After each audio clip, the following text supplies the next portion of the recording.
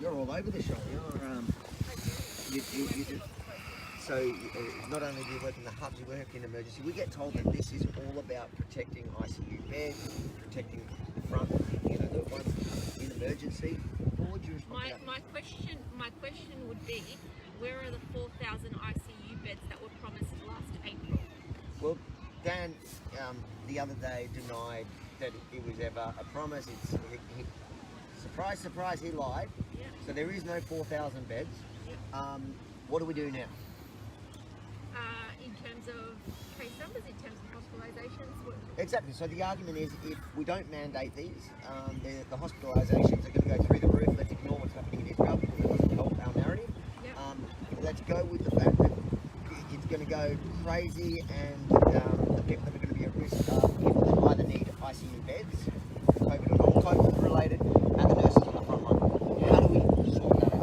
So my argument and my response to that would be, once again, encouraging people to have the discussion with their doctors and present people with a clear, concise, scientific, facts, and encouraging them to get vaccinated for their own health, as opposed to twisting their arm to do it. And you would find that a lot of people who are at risk of serious illness from COVID would be more than happy to jump at the opportunity to be vaccinated if they understood the science behind it. Mandates and coercion is not the correct response to that challenge. And my next question would be, are the death rates and the hospitalisations rising at the same rates as case numbers? So obviously at the moment we're seeing a lot of case numbers, but death rates and hospitalisations are not rising at the same rate as we saw last year. It looks like it's rummaging through a younger population with a more robust immune system. And I think if you better prepare, if you had better prepared the healthcare system at ICU, you wouldn't have to use that argument if it's going to overwhelm that healthcare system. So you're basically saying, as someone that works in the emergency department, that if you actually had those 4,000 beds you promised, we wouldn't even be having this conversation. That couldn't even be an argument made. Exactly right. And even last year when we saw a lot more hospitalisations, a lot more people in ICU, requiring ventilators and whatnot, our healthcare system did not buckle. Sure, and you look at New South Wales, sure, the healthcare system is under strain in terms of hospitalisations and ICU beds, but they are coping. They are coping, and their case numbers are a lot higher than ours, obviously. I don't think the healthcare system completely collapsed and buckled under that pressure. There are backup plans. So you think we should have faith in our healthcare workers to do their job? Absolutely, absolutely. We've been trained. We are trained health professionals, and we are here to support. We advocate for the welfare of other, for people. And the fact that I look around and suicide rates are at a much higher rate than COVID deaths. At the moment, we don't know the latest stat, but I don't know if suicide rates are actually up. Certainly attempted suicides and people coming to you. Let me correct that. Yeah, that's true. Not suicide rates, but we see a lot of mental health people coming into ED with a lot of mental health problems, a lot of suicide attempts. Depression, anxiety is obviously on the rise, especially younger people, and that's a huge concern for us. That's a huge, mental health is a huge concern, not only for the healthcare workers working in the environment, but the broader population, for our kids who are we've been in and out of school continuously for the last 2 years. Thank you very much. Again, probably bounce back when you are the next person. God, people are complaining about the wind. Guys, there's nothing I can do about the wind. I control a lot. I know you think the Jews control the weather. We don't. So this will be the live. We're just running so you can see what's happening in real time. You can see behind me there is police starting to gather there. It's unclear how they're going to respond to this particular group of very dangerous, angry young men. Is what we keep getting told. That's who's protesting in Melbourne. Dangerous, angry young men that just want to perpetrate violence upon the police. I'm actually scared. I'm scared. Hey, Abby. got something to say. If you Come down here. Are you a healthcare worker? I'm a representative delegate for the NPAQ. We're the only trade union in the country that's standing up for to have the vaccine choice. So I just wanted to let people. Which union is that? NPAQ, we're part of the Nursing Professional Association of Queensland. We are based in Queensland, but we operate countrywide and will support people countrywide if you're being compelled to have a vaccine.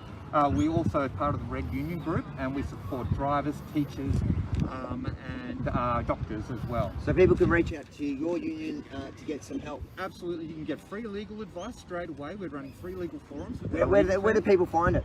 If you Google Red Union, that would be the quickest way to find all the associated unions we're involved in. I'm involved with the MPAQ, but we're putting a big fight together. We're fighting on an individual case-by-case level. We're fighting on an H&S level. Come round. Please.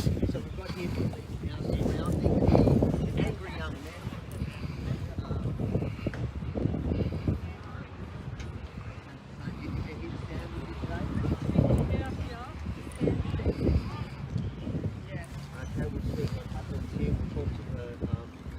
So as you can see, we've got, I don't know, 40 healthcare workers, let's say, 40 or 50 healthcare workers, and thank goodness Victoria Police have just arrived to protect the community from the healthcare workers.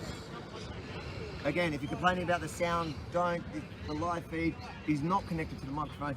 The full report will be available at rebelnews.com.au, or if you sign up to your minireport.com, we'll send it to you in the next 24 hours. I'm Mini here in Melbourne, Australia, covering what is now a healthcare worker protest to the vaccine mandates. They say they're standing for all industries, especially theirs. When is the mandate? The 15th of October. The 15th of October, 2 days before my birthday. I don't know why I made it about me. Why don't I make that about me? That's what I do. Here we go.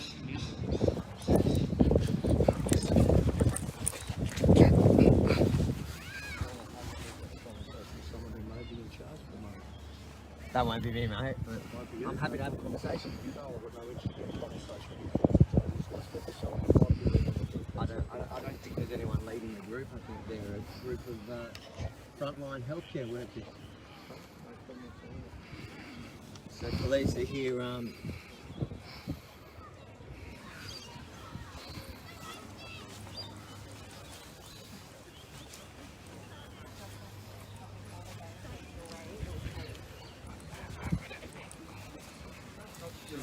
Are you happy to be on camera, mate?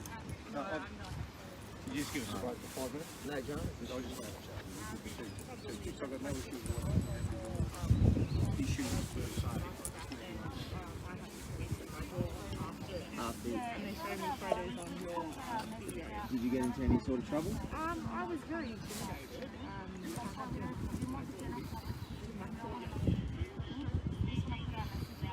Have you been sorry?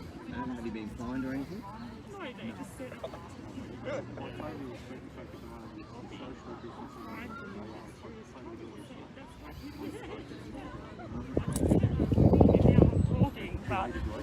If you do get into trouble, make sure to email us. We have a program to help people find out. Really sorry to contact you. And I guess it's really brave of you to be back out here even after that. Do you work?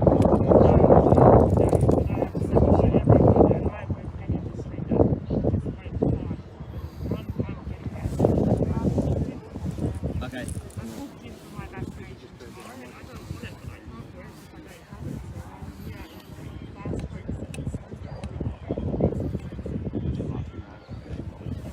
Okay, so what you're seeing, guys, is healthcare workers, the people that were celebrated last year for being our heroes, that are now being mandated to take the vaccine and saying that they want to stand up for the wider community. They've come out socially distanced. These are people that are health aware more than most. Socially distanced, most of them wearing masks, many of them are vaccinated, but they're here taking a stand. And what do we have? We have busloads of Victoria Police members who came here in buses, in indoors, sitting next to each other, posing far more of a risk. And we've seen in the last protest last week, there was a report of a close contact within the police force who came by bus. So if anyone here is posing a risk of spreading the virus, I doubt it's these socially distant healthcare workers who work day in and day out to protect our health.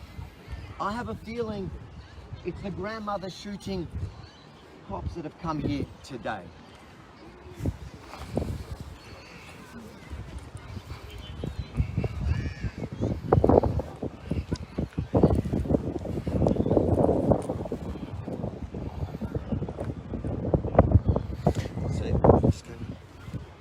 So behind me you have the commanding officer trying to talk to a couple of the healthcare workers.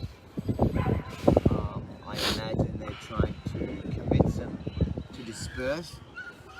It's interesting because I don't know about the optics of rubber bullets in this crowd, but if any of them do get shot by a rubber bullet, we have a couple of nurses on hand. I reckon we're right. Oh wait. We'll take a wider view at the moment. We'll keep talking to the healthcare workers here as we kind of understand how police are going to play it. But as you can see, this is a completely peaceful protest. Mostly healthcare workers. I think almost everyone here is a healthcare worker. And some are vaccinated, some are unvaccinated. Most are wearing masks. All care about your health. And we keep getting told that all these mandates, all these restrictions, everything we're doing is to protect these people. So what happens the moment these people speak out? The police come to what? To what? I don't understand. We'll find out, I guess. Avi Mini for Rebel News in Melbourne, Australia. I want some more B-roll. B-roll, yeah. With kids in the background, bro. Police next to kids in a public playground.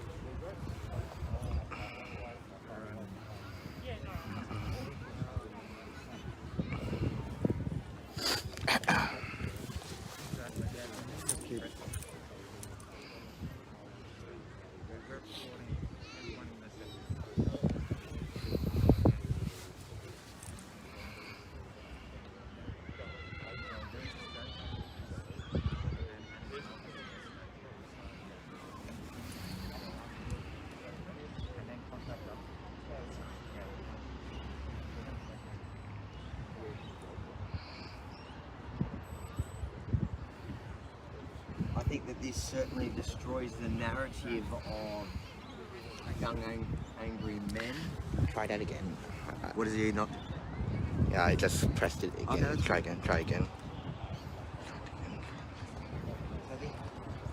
I think this certainly destroys that narrative of young, angry men. You can see most of the nurses here are female.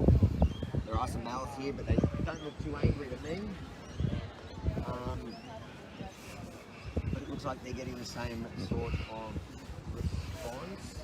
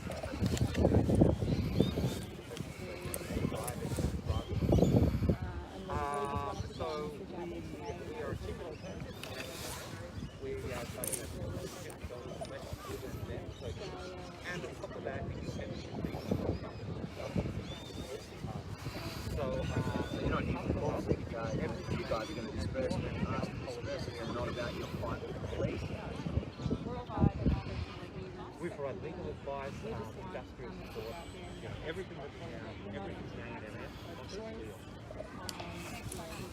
We're in all of us construction. Yeah, do.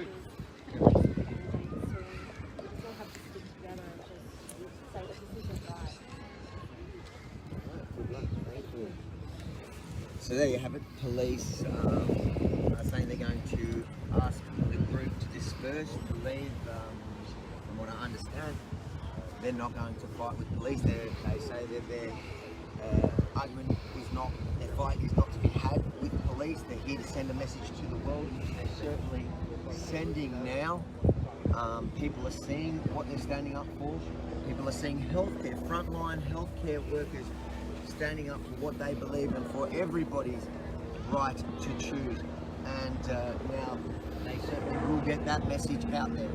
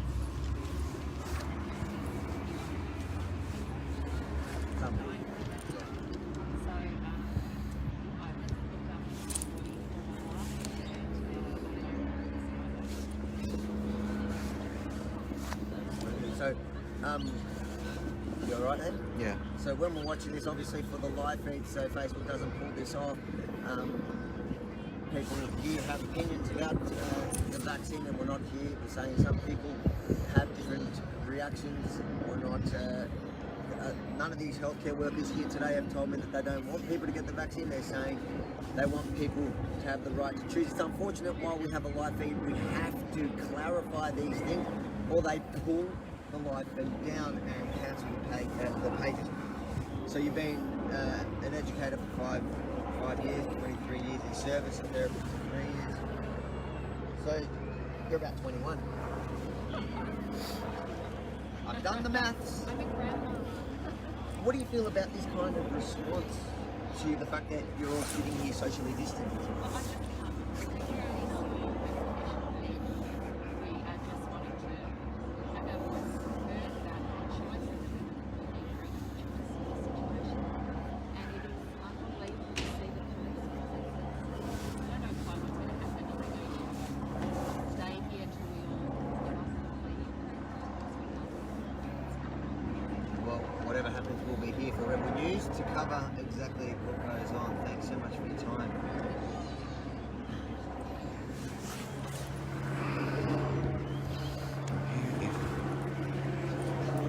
How you doing? Are you a nurse? I'm not, but I'm a daughter. You're a daughter of a nurse. Can I put you on? Are you here for your mum? I am. I'm not going to see her. Oh, okay. So, how do you feel about what's happening now, being surrounded by police? Really protected. Yeah? They live us. But they're not, so.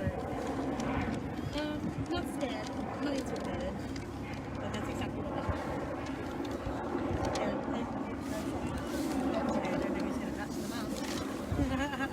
That's a good point. I don't think anything will happen to them. We better follow there what's going on. Thank you.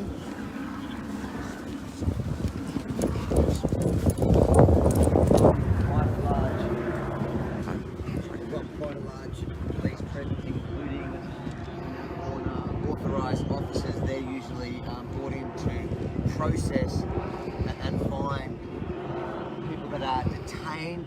I don't know if they're planning to detain our frontline health staff that we need so much to protect us from this virus. You've got obviously spectators around, police still negotiating with a couple of the protesters. They say they're not leading, they don't have a leader. It's a group of colleagues have decided to take a stand.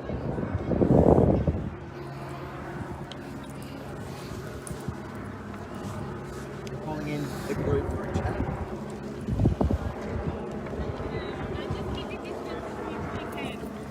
So come back. So they've asked me to film what they're talking about. They're having a chat after police have given them an order to move on. I think they're going to decide as a group because they have no leader.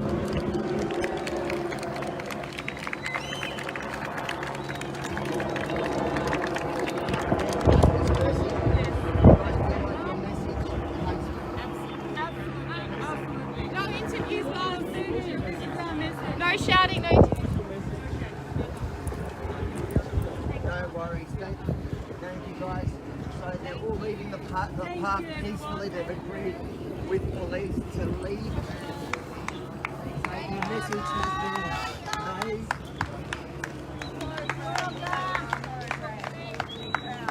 I don't think Victoria Police have a mandate yet, but I think it's coming in. It's coming towards that, yes. And you will see, I think, police. Thank you. No worries, thank you. Alright, that was a peaceful ending to a peaceful protest where the crowd did disperse. It was our frontline health workers. Avi Yamini for Rebel News in Melbourne, Australia. I think we can claim this one a success for the message, the people, and even police. No violence. The healthcare workers get to show the world that they stand for the people, even when it's something that they themselves do. Some of those healthcare workers are vaccinated. Many of them were vaccinated, wearing masks, but they just want people to choose. They believe the mandate is wrong. Avi Mini for Rebel News in Melbourne, Australia.